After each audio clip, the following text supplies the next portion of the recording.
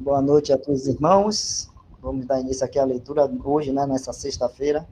Continuar a leitura aqui do livro de Colossenses. Irmão Mário, fica à vontade agora aí. A gente vai continuar com a leitura. Muito bem, estamos agora em Colossenses, capítulo 1.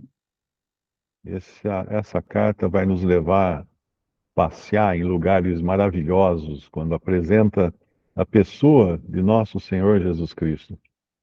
E ela começa com a apresentação, né? Paulo se apresentando, que ele é o autor da carta e quem o ajuda é o Timóteo, que está junto com ele. Por isso que ele começa no versículo 1 de Colossenses.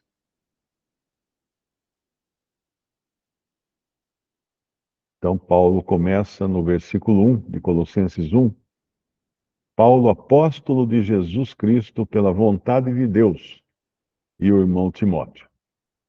É muito importante, nesses dias de tanta confusão, nós entendermos que apóstolos não existem mais. Lá em Efésios capítulo 2, nós lemos que fomos edificados, no versículo 20, a igreja, a casa de Deus, foi edificada sobre o fundamento dos apóstolos e dos profetas, de que Jesus Cristo é a principal pedra da esquina. Então, quando aprove ao Senhor edificar uma casa espiritual aqui na terra, ele começou com os apóstolos e profetas. É o fundamento, é o alicerce. Quando você constrói uma casa, a primeira parte da casa é o alicerce, é o fundamento. É uma parte importantíssima. Porque em cima do fundamento, em cima do alicerce, serão levantadas as paredes, que é o que está escrito em Efésios 2:20 e Efésios 2:21, no qual todo edifício bem ajustado cresce para templo santo no Senhor, no qual também vós juntamente sois edificados para a morada de Deus em espírito. Lá em 1 Pedro, capítulo 2, o apóstolo falou sobre essa casa, no versículo 1 Pedro, capítulo 2, versículo 4. E chegando-vos para ele, pedra viva, reprovada na verdade pelos homens, mas para com Deus eleita e preciosa, vós também, como pedras vivas, sois edificados casa espiritual e sacerdócio santo, para oferecer sacrifícios espirituais agradáveis a Deus por Jesus Cristo. Então, a casa de Deus no mundo hoje, ela é feita de pessoas. Ela não é feita de tijolos, de pedra, de telha, de madeiramento, não. São pessoas. Não existe um templo físico no mundo hoje. O único templo que existia, o Senhor permitiu que ele fosse destruído no ano 70, para deixar claro que ele não busca mais adoradores em templos, porque só havia um templo autorizado pelo Senhor, que era aquele de Jerusalém. Então, qualquer cristão hoje que edifique um templo, ele está por fora, ele está completamente enganado, completamente mal informado, porque o templo, a casa de Deus hoje, é feita com pedras vivas. Teve um cara aí que, dono de uma igreja, mandou trazer pedras de Jerusalém, de Israel, para construir o templo dele em São Paulo, como se isso fosse ter algum valor. Para Deus, Deus olha para aquele templo dele aqui em São Paulo e não vê nada, porque não serve para nada. É uma, é uma imitação barata do que era o templo de Jerusalém, que era todo revestido de ouro por dentro. Imagina o custo que tinha tentar imitar, construir uma réplica do templo de Jerusalém. Hoje é impossível. E, trazer pedras de Israel, então, é uma tolice, é coisa de gente louca. Chegando-vos para ele, em 1 Pedro 2,4, pedra viva, reprovada, na verdade, pelos homens, mas para com Deus eleita e preciosa. Vós também, como pedras vivas, sois edificados casa espiritual.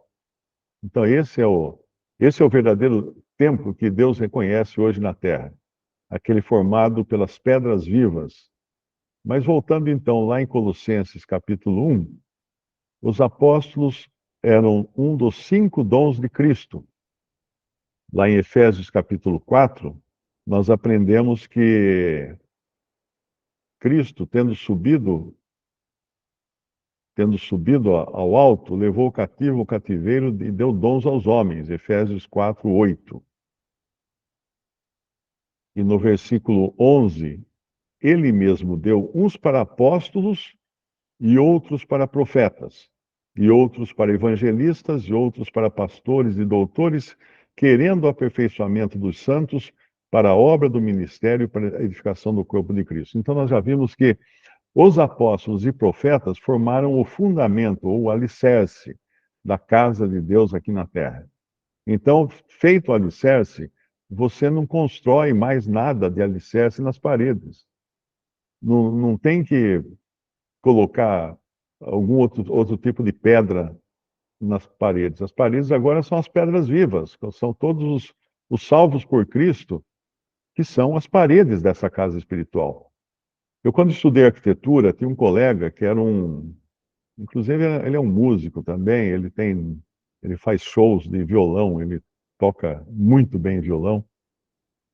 E ele era um desenhista assim incrível. Naquela época nós não tínhamos esses programas de computador, CAD, né?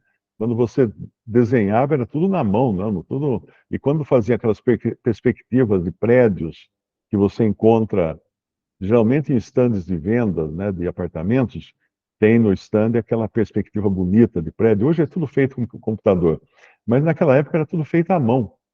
Era feito à mão e ele desenhava aquilo uma perfeição absoluta, parecia uma fotografia. Mas só tinha um problema, ele era daltônico. Ele era daltônico.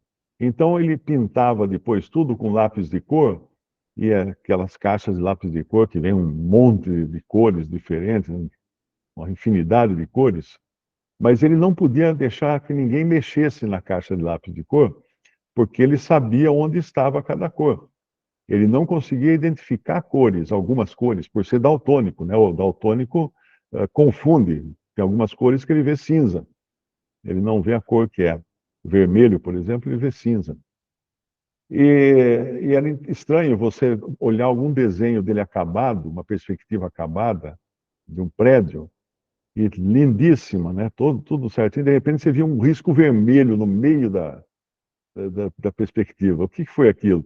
Alguém mexeu na caixa de lápis de cor dele e trocou de lugar, pôs o lápis vermelho onde deveria ter um lápis cor cinza ou qualquer cor assim. E ele, sem saber, pegou o vermelho e mandou ver no... Então, você imediatamente olhava para o desenho, estava lindo o desenho, mas era muito estranho aquele risco vermelho que saltava aos olhos, mas que para ele estava perfeitamente normal. Para ele era cinza, ele não identificava. Então, a casa de Deus, ela não pode ter nenhum elemento que não seja aqueles que Deus coloca, porque senão vira uma aberração. Então, o alicerce é posto na base de uma construção. Quando você faz uma construção, eu já construí casa com um alicerce de pedra. Então você escolhe uma pedra bem quadrada, com um ângulo bem reto, e começa dali. Depois que você abre as valas, né? Aí você põe aquela pedra no canto, é a pedra de esquina, você coloca um barbante que sai dela para um lado, outro barbante que sai para o outro lado, aqueles barbantes vão guiar você para assentar as outras pedras a partir da pedra de esquina. Cristo é a pedra de esquina. E as outras pedras são apóstolos e profetas. Tudo que for construído em cima tem que ser construído em cima do fundamento ou do alicerce dos apóstolos e profetas. Se você colocar uma parede fora daquele alicerce da casa que você está construindo, ela vai cair, porque ela não está sobre o fundamento, ela está sobre a terra. E uma parede levantada sobre a terra cai. Não tem firmeza, não tem fundamento, como é o fundamento das pedras, do alicerce de pedras, que é dos apóstolos e profetas. Então, uma vez feito o alicerce, e isso aconteceu lá, quando foi formada a igreja, não é preciso mais de apóstolos e profetas. Eles já fizeram o alicerce. Quem for construir só tem que seguir o alinhamento do alicerce dos apóstolos e profetas. Porque se construir fora desse alinhamento, fora desse alicerce, vai cair, não vai sobrar nada. Por isso que existe muita confusão hoje. De repente você vê lá um cara que é pastor de uma igreja e ele se denomina apóstolo. É fake. Ele está enganado. É que nem eu dizer por aí que eu sou presidente dos Estados Unidos. As pessoas vão rir de mim, porque não tem nenhum fundamento isso. Então, um apóstolo hoje, uma pessoa hoje que se intitula apóstolo, é um mentiroso, é um mitômano, é alguém que talvez precise de um tratamento psicológico, porque não existe mais os apóstolos hoje. Não existe. E os apóstolos, é importante sempre lembrar, eles tinham poderes, né, ou capacidades que hoje qualquer cristão comum não tem. Nós vemos que eles, por exemplo, lá em Hebreus, capítulo 2,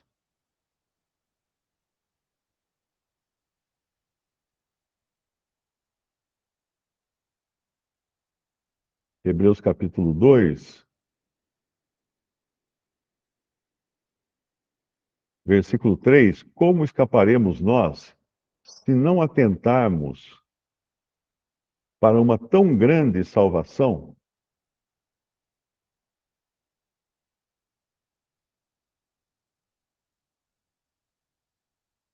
a qual, começando a ser anunciada pelo Senhor, foi-nos depois confirmada pelos que a ouviram, que eram aqueles discípulos diretos do Senhor, que eram os apóstolos do Senhor.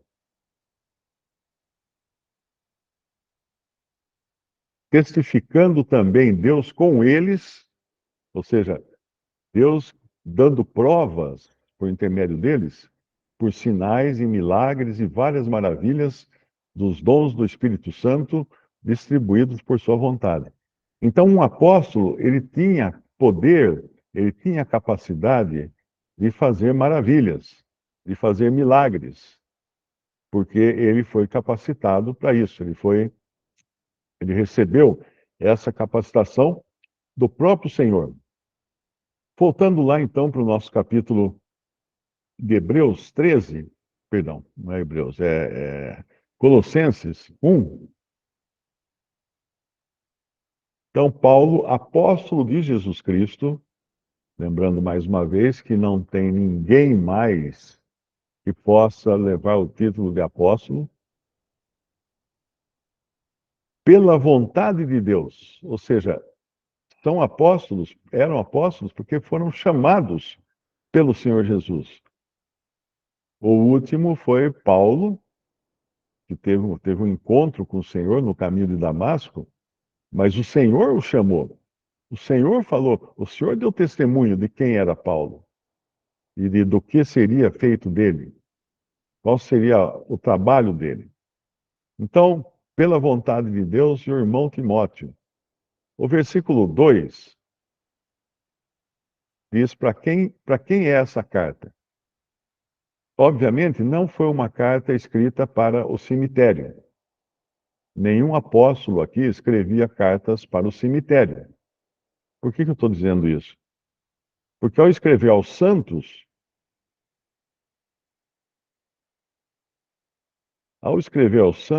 e irmãos fiéis em Cristo Jesus, ele não escrevia a mortos, como são os santos do catolicismo, que são pessoas mortas. Pessoas mortas não leem cartas. Então, esses santos, eles estavam vivos. Aos santos e irmãos fiéis em Cristo, pessoas vivas, vivíssimas, que estão em Colossos. Aqui, mais um ponto importante: ele não está escrevendo para alguma instituição religiosa. Ele não está escrevendo, tipo, para a Igreja Católica, para a Igreja Batista, os irmãos que estão na Igreja Presbiteriana. Não, porque nada disso existia. Tudo isso é criação de homens que surgiram muito tempo depois. É aos santos irmãos fiéis em Cristo Jesus, pessoas vivas. Por que eles eram santos? Porque tinham sido canonizados? De jeito nenhum. Eles eram santos porque eles tinham sido separados para Deus. Toda pessoa que crê no Senhor Jesus, ela é santa, porque foi separada para Deus. É propriedade agora de Deus. Essa pessoa, ela foi tirada das potestades das trevas, como nós vamos ler mais adiante no versículo 13, e transportadas para o reino do Filho do seu amor. Por isso são santas. Todas as pessoas, todos os que estão ouvindo aqui, que já creram no Senhor Jesus, são santos. Eu sou São Mário. São Mário. Então, aos santos irmãos fiéis em Cristo Jesus, que estão em Colossos, porque a única identificação usada para os cristãos era o nome da cidade,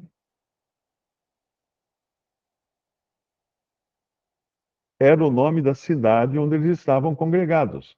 No caso aqui, Colossos. Quem quiser depois pode fazer uma pesquisa no Google sobre essa cidade de Colossos e vai descobrir, inclusive, que havia um gigante, uma estátua gigantesca na entrada do porto de Colossos, uma grande estátua, não sei de que deus que era, mas que foi destruída num terremoto em algum ano lá atrás. Mas isso apenas a título de curiosidade. Então, ele se dirige aos santos e irmãos, fiéis em Cristo, que estão em Colossos, graça a vós e e paz da parte de Deus Pai, de Deus nosso Pai e do Senhor Jesus Cristo. Aqui mais uma coisa bonita para a gente aprender. Essa ordem da saudação de Paulo, ela sempre vem assim: graça e paz. Primeiro graça, depois paz. Porque é assim que Deus fez a sua obra em nós. Ele agiu em graça para conosco, perdoando os nossos pecados, nos salvando, nos dando aquilo que nós não merecíamos, que era a salvação eterna, e não nos dando aquilo que nós merecíamos, que era o juízo eterno, que era a perdição eterna. Então Deus foi gracioso para conosco. Por isso que Paulo, na sua saudação, ele sempre começa com graça a vós e paz da parte de Deus, nosso Pai. Porque primeiro você precisa de graça, para depois ter paz com Deus e para depois receber a paz de Deus. Porque um incrédulo, ele não tem paz com Deus. E Deus não lhe dá a paz, porque ele está destinado ao fogo eterno. Nenhuma pessoa ainda não salva pode ter paz. Fala-se muito de paz hoje no mundo, né? Todo mundo fala de paz. E a guerra está estourando em todo canto. Todo canto do mundo tem guerra. Porque as pessoas não entendem que a única paz realmente eficaz e duradoura é aquela que o Senhor dá. É a paz de Deus. Então, graça a vós, primeiro começa com graça, e paz da parte de Deus, nosso Pai. Nosso Pai. Essa é outra verdade que o Senhor revelou lá no Evangelho, quando ele falou para Maria: vai a, vai a meus irmãos, deixa eu até achar o versículo para ficar mais.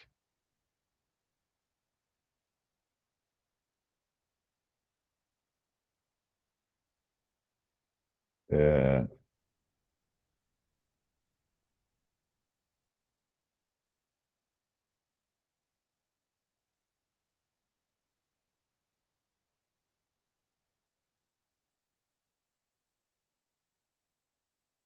disse-lhe Jesus, é João capítulo 20, versículo 17. Disse-lhe Jesus: não me detenhas, porque ainda não subi para meu Pai, mas vai para meus irmãos e dize-lhes que eu subo para o meu Pai e vosso Pai, meu Deus e vosso Deus. De repente, o Senhor estava aqui colocando os discípulos dele, aqueles que criam nele, na mesma posição de filhos, que o Senhor Jesus tinha o privilégio de chamar Deus de Pai, e transferindo para nós hoje também esse privilégio. Nós podemos chamar Deus de Pai porque nós temos a vida de Deus em nós. Hoje, quando se quer descobrir a paternidade de alguém, se faz um exame de DNA da pessoa e do seu pai, né, para ver se é realmente um filho. Pelo exame de DNA, eles descobrem com 99% de precisão. Mas um crente, ele tem vida vinda de Deus agora. Ele nasceu de novo, ele recebeu vida vinda de Deus, ele é filho de Deus. Pensa só, morreu essa semana passada ou essa semana, um bilionário brasileiro aqui, dono de uma rede de supermercados e com muito dinheiro. Acho que ele estava com 80 e poucos anos, ele faleceu. Inclusive tinha uma obsessão por saúde, né? Ele corria, ele fazia alimentação super pura e tudo mais, mas mesmo assim a morte não tem jeito, você não consegue driblar a morte, né? E ele faleceu por esses dias aí. E agora as notícias que saem no jornal é para saber quem vai ser o herdeiro, porque tem um monte de pessoas na família, né? E claro, todo mundo querendo o seu quinhão aí de uma fortuna imensa, né? De bilhões de reais. Então todo mundo quer saber onde é que vai espetar o seu garfo, né? Mas veja que nós que cremos em Cristo somos herdeiros de Deus e co-herdeiros com Cristo. Aquele que criou todas as coisas coloca todas as coisas para nós também. Não é pouca importância, não. Nós somos herdeiros de Deus e co-herdeiros com Cristo.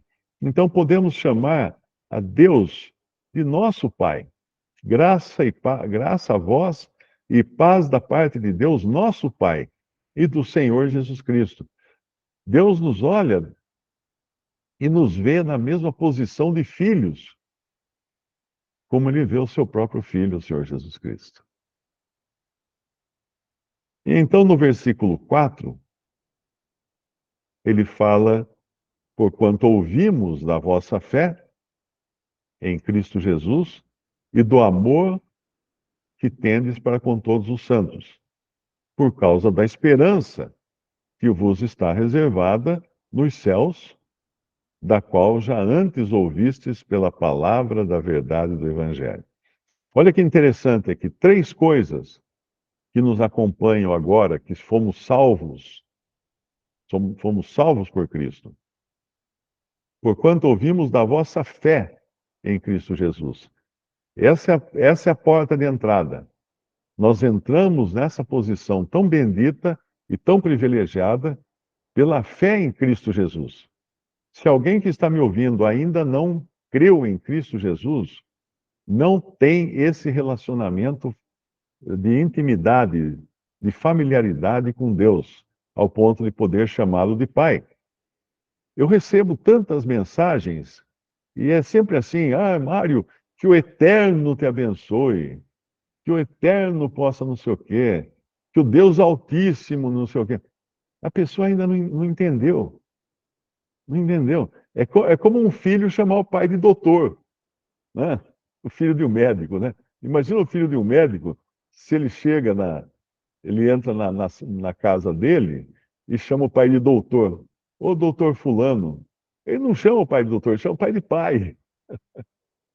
Ele chama o pai de pai. Quando um cristão começa a usar títulos divinos do Antigo Testamento, tipo Eterno, Deus Altíssimo, qualquer outra coisa assim, é porque ele ainda não entendeu. Ele é o filho chamando o pai de doutor. Porque para um filho, o privilégio é poder chamar de pai. Para o resto, é doutor, mas para o filho é pai. Então, damos a Deus, Pai de nosso Senhor Jesus Cristo, e nosso Pai. Nosso Pai. E no versículo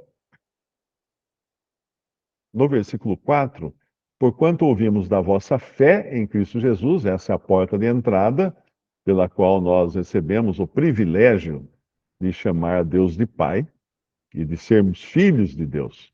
Aquela frase assim, todo mundo é filho de Deus, é errada. Não é filho de Deus, todos são criaturas de Deus. Mas só é filho de Deus aquele que recebeu o Senhor Jesus e creu nele. Aquele que recebeu a Cristo, deu-lhes o poder de serem feitos filhos de Deus, a saber, aos que creem no seu nome.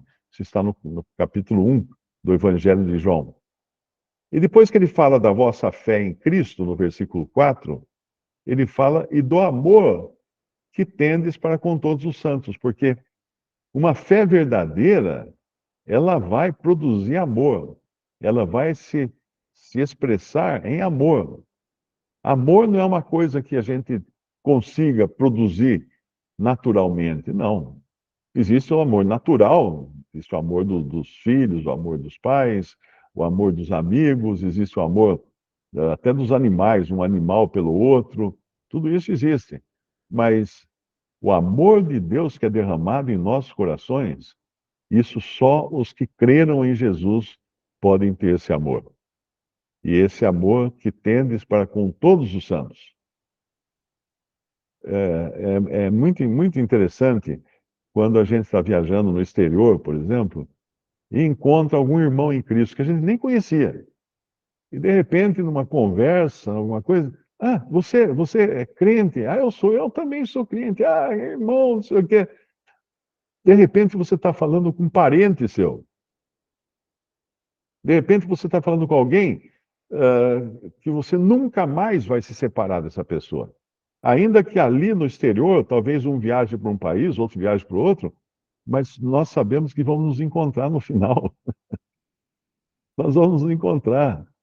Não, não tem como se livrar de um irmão.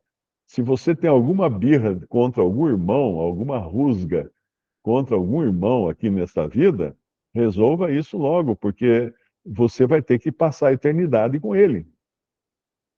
Não vai ter como procurar um céu separado. Eu quero para o céu, mas o céu que não tenha o fulano, que eu não vou com a cara dele. Não vai ter isso. Ouvimos da vossa fé, então a fé é a primeira coisa, e do amor que tendes para com todos os santos. O amor é a segunda qualidade agora, e a consequência da fé, por causa da esperança. Essas são as três coisas: fé, amor e esperança. São três coisas que identificam um verdadeiro crente.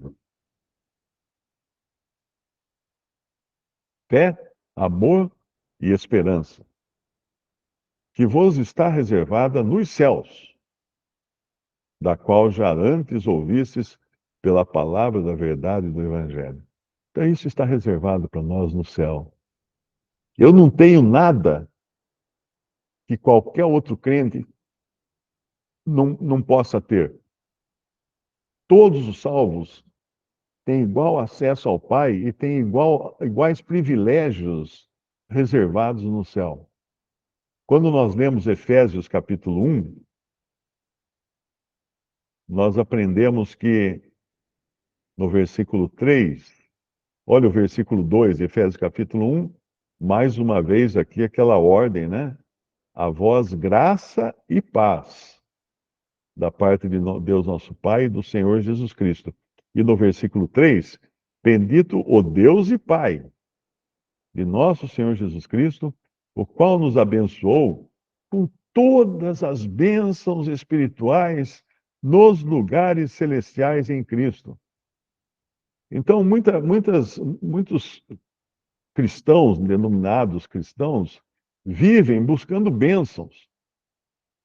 Isso é como o caso de um homem, uma vez que morreu, um velhinho que morreu, acho que foi no Alasca, isso, no Canadá, e ele morava sozinho, ele era meio estranho, morava sozinho, tipo ermitão, assim, né?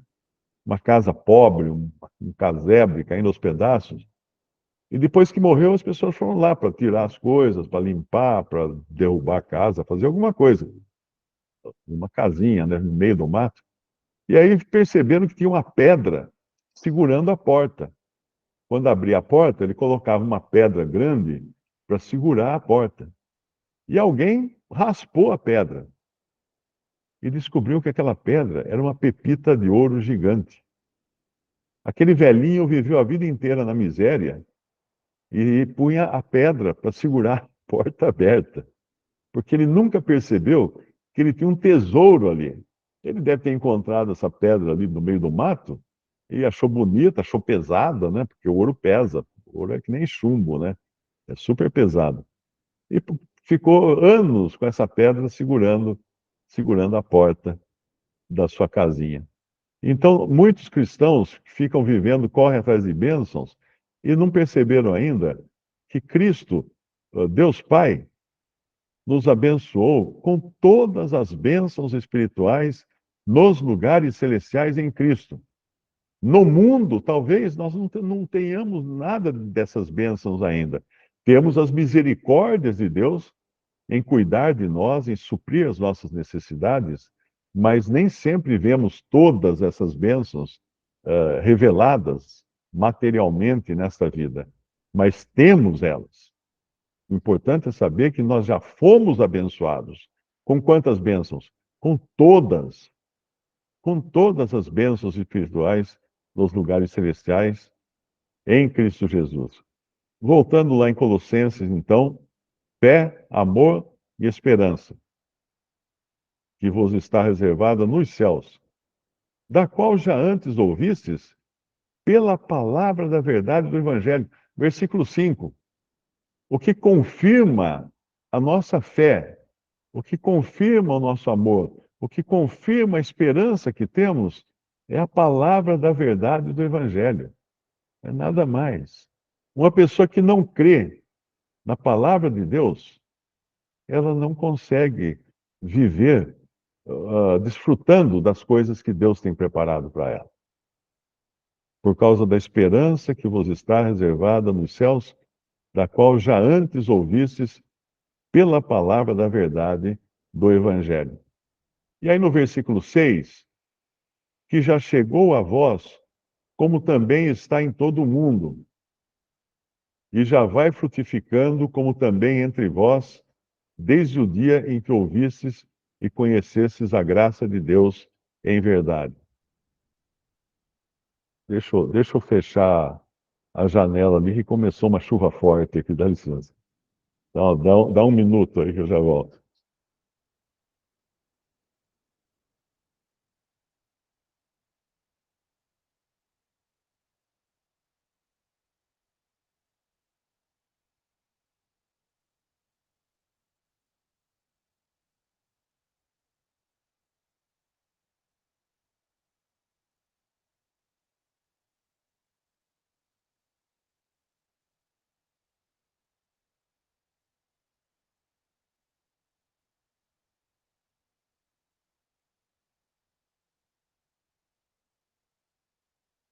Chuva de bênção.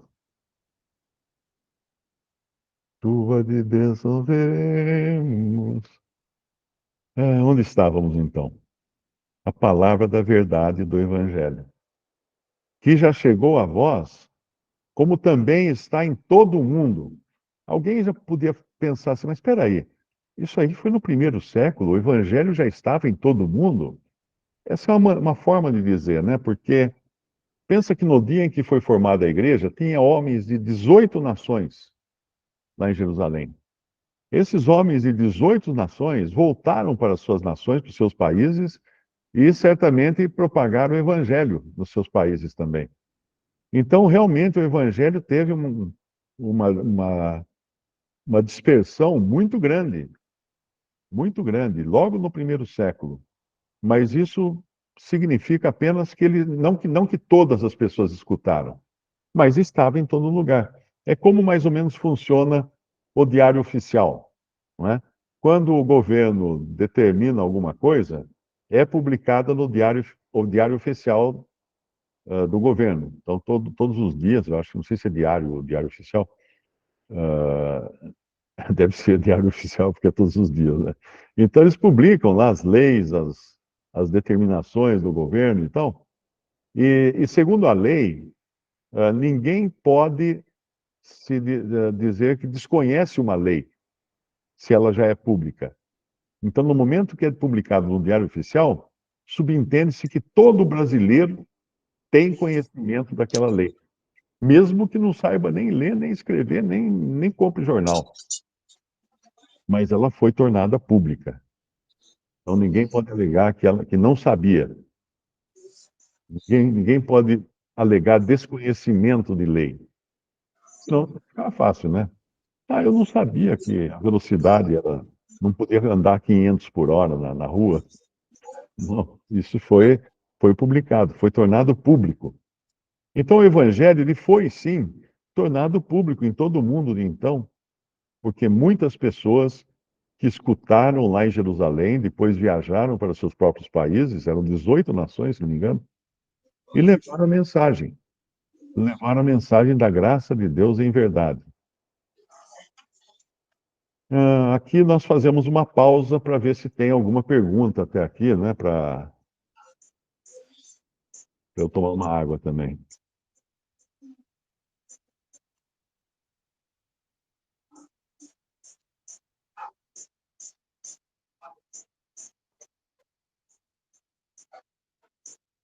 Vamos ver aqui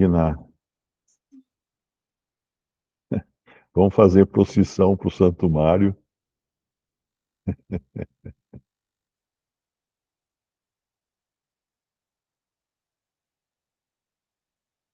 Não estou vendo nenhuma pergunta, nada.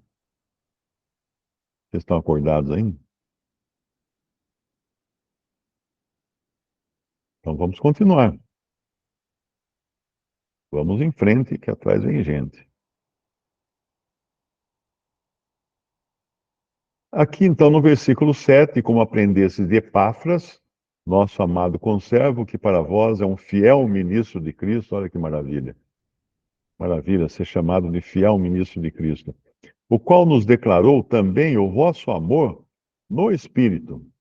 Curiosidade é que a única citação do Espírito Santo nesta carta está nesse versículo 8 aqui. É a única vez que é citado o Espírito Santo. Tem umas coisas que são interessantes na Bíblia. Por exemplo, o livro de Esther, em nenhum momento Deus é citado no livro de Esther.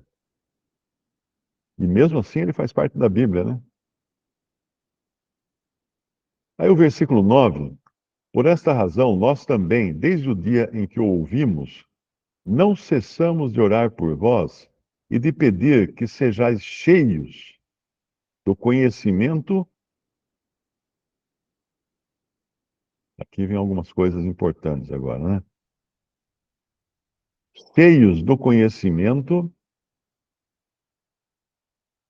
de Sua vontade, em toda a sabedoria e inteligência espiritual. Veja, repare aqui que Paulo pede na sua oração que eles fossem cheios do conhecimento da vontade de Deus. O conhecimento a gente aprende. A gente aprende. O conhecimento é a palavra de Deus. Então, Paulo ora para que eles fossem cheios do conhecimento. Em toda sabedoria, sabedoria é saber como usar o conhecimento. Porque não basta ter conhecimento, você precisa saber aplicar esse conhecimento. Tem gente que conhece muito e não sabe o que fazer com aquilo. Então, não é um conhecimento adquirido em faculdade, é conhecimento da vontade do Senhor. Em toda sabedoria, ou seja, como aplicar esse conhecimento, e inteligência espiritual. A inteligência nos fala de discernimento. De discernimento. Então, a pessoa precisa ter conhecimento da vontade de Deus, precisa ter sabedoria para saber como aplicar esse conhecimento nas diferentes situações e variantes, e precisa ter inteligência espiritual para ter discernimento. Um exemplo disso é quando você escuta alguma doutrina, e se você tem conhecimento e você tem sabedoria, e se você tem inteligência espiritual, você vai estar capacitado a dizer: essa não é a voz do meu pastor. Essa não é a voz do meu Senhor. Porque muita gente tem conhecimento da Bíblia, mas não consegue discernir. Quando vem alguma má doutrina, alguma heresia, alguma coisa, a pessoa engole facilmente. Por isso que existem tantas seitas por aí que pegam as pessoas e elas acabam caindo. E o objetivo de ter conhecimento, sabedoria e inteligência espiritual está no versículo 10. Para que possais andar dignamente diante do Senhor, agradando-lhe em tudo, frutificando em toda boa obra e crescendo no conhecimento de Deus. Então, esse conhecimento e essa sabedoria e essa inteligência espiritual tem o objetivo de nos fazer andar de forma digna diante do Senhor. E no versículo, na continuação, ele fala: agradando-lhe em tudo. Para eu agradar Deus em tudo, eu preciso conhecer o que é agradável a Ele, não é? Frutificando em toda boa obra. Nós sempre deixamos claro que a salvação não é por boas obras, mas as boas obras, elas acompanham a salvação. Pela graça, como é que fala lá em Efésios capítulo 2, podemos até abrir lá. Efésios capítulo 2, versículo 8. Porque pela graça sois salvos, por meio da fé, e isto não vem de vós, é dom de Deus, não vem das obras, para que ninguém se glorie, porque somos feitura sua, criados em Cristo Jesus, para as boas obras, as quais Deus preparou para que andássemos nelas. Então nós não somos salvos por boas obras, mas nós somos salvos para boas obras, com uma finalidade de produzir boas obras. Esse é o objetivo, essa é a ordem, né? Essa é a ordem. Vem a locomotiva da fé puxando o trem das boas obras, não é o contrário. Não são os vagões das boas obras que puxam a locomotiva, é a fé que puxa os vagões das boas obras. As consequências de uma verdadeira conversão, de uma fé genuína, são boas obras.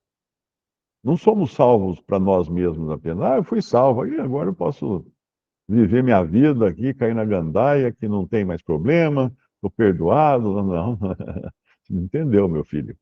Você não entendeu, não. Então, voltando ao nosso capítulo de Colossenses, nós recebemos conhecimento, sabedoria e inteligência espiritual para que possais andar dignamente diante do Senhor, agradando-lhe em tudo, frutificando em toda boa obra e crescendo no conhecimento de Deus. E na continuação, no versículo 11, ele fala corroborados em toda a fortaleza. O que é corroborados? Fortificados. Fortificados em toda a fortaleza, segundo a força da sua glória, em toda paciência e longanimidade com gozo. É para isso que nós somos salvos. É para isso que nós somos salvos. Nós somos salvos para viver uma vida nova em Cristo, agradando a Deus, amando os nossos irmãos e firmados na esperança da vida eterna, sabendo que a qualquer momento seremos tirados aqui desse mundo para estarmos na presença do Senhor no céu.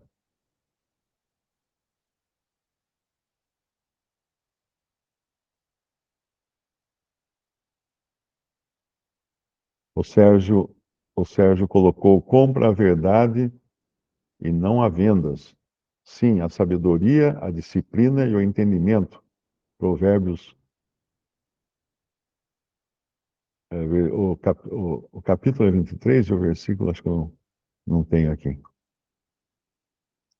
O Valdemir pergunta se existe potestade do bem. Potestade é poder. Potestade é autoridade. Então, a autoridade vai depender da autoridade, da potestade, se ela é boa ou se ela é ruim. Geralmente as autoridades não são todas boas, né? Porque a gente vê muitas autoridades que são perversas. como aquelas que entregaram o Senhor Jesus à morte, aquelas que entregavam cristãos à morte. Eram autoridades, eram potestades, mas não eram do bem. Agora, a palavra potestade é usada também para os poderes das trevas, os poderes do maligno, desse mundo mau. E é importante entender que, mesmo nós somos exortados a obedecer e respeitar e honrar o rei, honrar as autoridades, os poderes que estão acima de nós. Mas nós não devemos nos esquecer que até Satanás é uma autoridade, é um poder. Nós não devemos obediência a ele, mas também não podemos falar mal dele. Não podemos falar contra ele, no sentido de depreciá-lo, não é? Eu estou falando isso porque tem aquela passagem lá em Judas, em que o arcanjo Miguel, grande arcanjo Miguel, grande em poder e tudo mais, não ousou, não ousou lançar juízo de difamação contra Satanás. Mas disse: o Senhor te repreenda. Porque ele reconhecia que Satanás é um querubim e Miguel era um arcanjo. Ou seja, na hierarquia, como você tem no exército, tem general, capitão, tenente e tal. Na hierarquia, o querubim está mais alto do que o arcanjo. Então, ele não ousou lançar palavra de difamação contra Satanás. Isso está em Judas.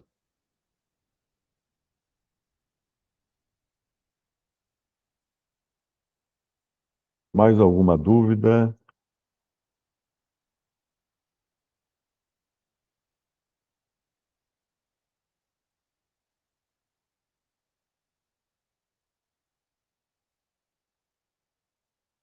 Talvez a gente pudesse encerrar para a semana que vem, no versículo 12 para a semana que vem.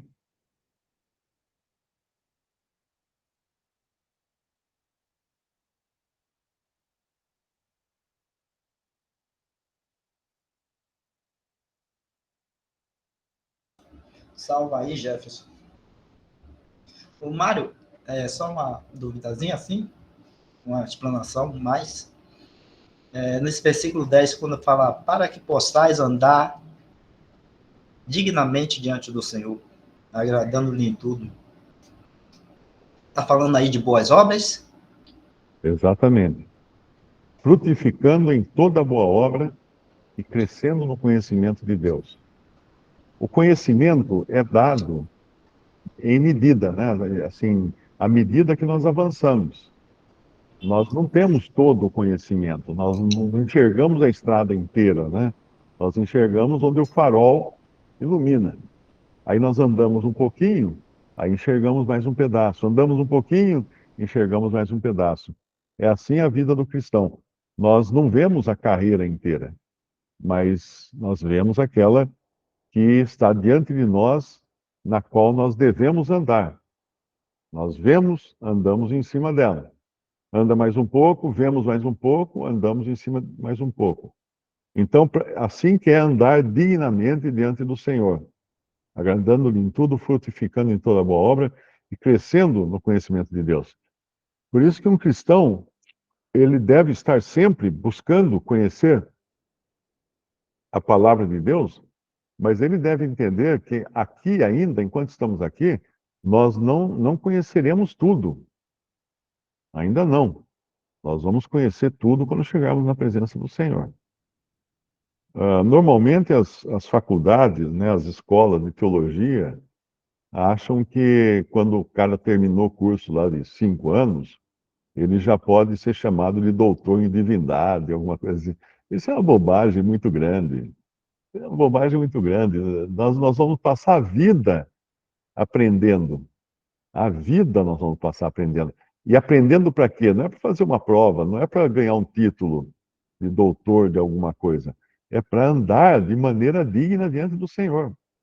É para isso que nós aprendemos. Nós não aprendemos para ir no programa do Silvio Santos. e, e mostrarmos que nós decoramos a Bíblia inteira, que nem teve um cara uma vez que foi no Silvio Santos, o Silvio Santos perguntava um versículo e ele falava. Ele decorou a Bíblia inteira, ele decorou. Mas não é isso, não é isso, não serve para nada isso daí. É o conhecimento do Senhor, é vivência no Senhor.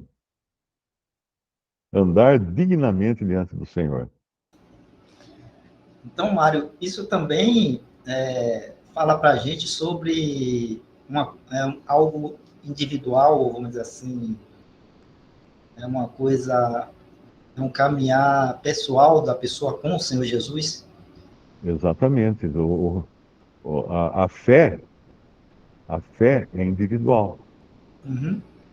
Eu estou falando Então, isso, eu tô falando isso porque às vezes, né, o homem religioso ele gosta muito de olhar para o outro, né, e colocar, vamos dizer assim, a forma de caminhar ou de andar com o Senhor do jeito que ele pensa. E aí coloca para o outro e exige que o outro faça assim, né? Aí eu tô... tem um versículo, inclusive, que explica isso, né? Tem um versículo que fala, é, se alguém não pensa, Deus esclarecerá. Esse é isso. Filipenses, Filipenses 4,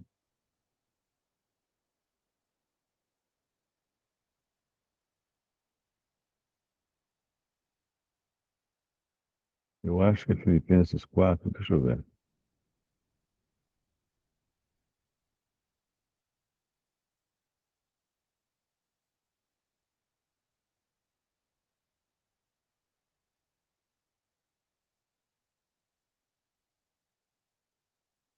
Não,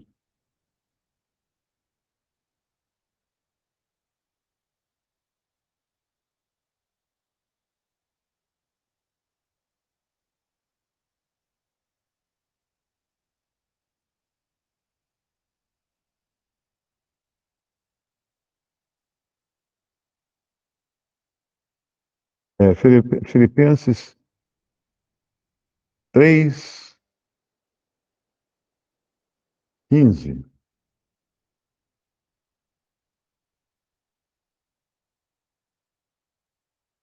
Ele diz assim: por isso, todos quantos já somos perfeitos, ou a palavra mais certa aqui, já somos maduros, sintamos isto mesmo. E se sentis alguma coisa de outra maneira, Deus também Deus vô-lo revelará. Mas naquilo a que chegamos, andemos segundo a mesma regra e sintamos o mesmo. Então, deixando isso aqui mostra que nem sempre todos terão o mesmo entendimento. Então, tem que ter paciência, às vezes, quando a pessoa não consegue enxergar alguma coisa ou entender alguma coisa, porque Deus vai esclarecer. Na hora que chegar na hora certa, Deus vai esclarecer essa pessoa. Eu nunca esqueço que eu estava uma vez congregando, meus filhos eram pequenos, nós estávamos numa reunião aqui em Limeira, e aí tinha um irmão de fora, Bill Orr. Bill Orr era sogro do Lineu. E aí o Bill começou a explicar o novo nascimento. E eu estava ainda carregado de doutrinas batistas, né? Eu não entendia aquilo de maneira nenhuma. Então, quando ele falou do novo nascimento, eu fiquei indignado. Eu achei que aquilo ali era má doutrina. Então, no meio da reunião, eu levantei, peguei minha família e saí pisando duro, deixando, deixando visível o meu protesto, né? Porque naquele momento, mesmo os irmãos de Limeira ainda não tinham esse entendimento do que era o novo nascimento, porque a influência das religiões era muito grande.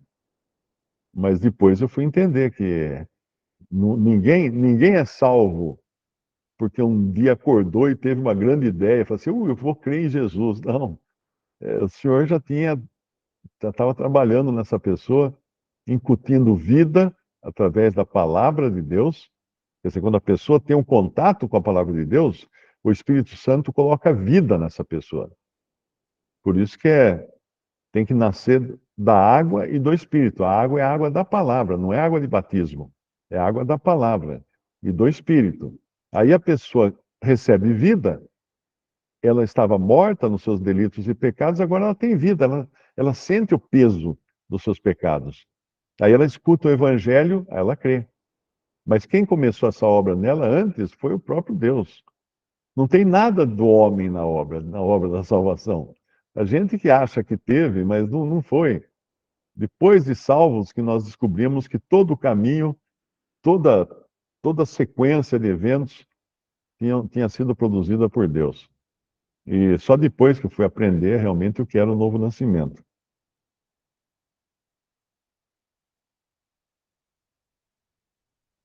O irmão Valdemir botou uma pergunta aí no chat, Mário. No Antigo Testamento, a, a ideia de salvação não era a mesma que nós temos hoje. Porque a promessa para um judeu é que se ele guardasse a lei, ele viveria, ele não morreria. Aquele que guarda a lei viverá por ela, alguma coisa assim. Então, a promessa feita a eles é de uma vida feliz aqui na terra, manando leite e mel, né? Que ia ter leite e mel, muitos animais, muita riqueza, muitas posses, muita saúde. Essa era a promessa de vida perene, de vida perpétua. Não era nem vida eterna, né, no sentido de eternidade, vida perpétua, mas na terra. Esse era o conceito de salvação para o judeu. Então, quando um judeu morria, era um problema, porque ele ficava frustrado, porque ele não tinha a certeza de vida eterna. Isso tudo foi revelado para nós no Novo Testamento e especialmente para a igreja.